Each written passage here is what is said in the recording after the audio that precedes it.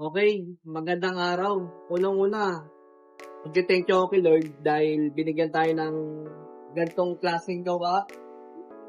Binigyan tayo ng biyaya, talino, lakas para makakuha tayong ganitong panibagong disenyo. Okay, sukatin na natin kung anong haba nito. Malaki to, sobra. 75 inches by 36 inches. Ganon siya ka-bulky, ganon kalaki. 3-4 na tao pwedeng umupo rito. Ito yung design niya. Top 10 cordon. Yan. Ang ginamit namin leather dito is German leather. Soft leather, oh.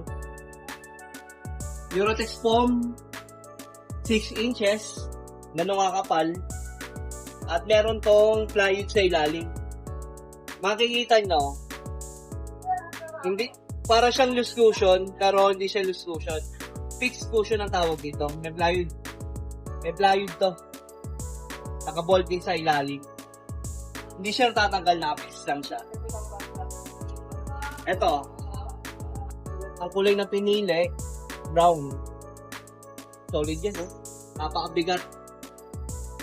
Yan, ganyang haba siya. Kuha natin, ha.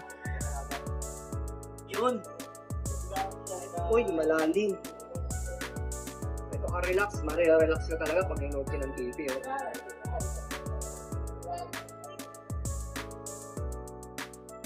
Solid to. Quality.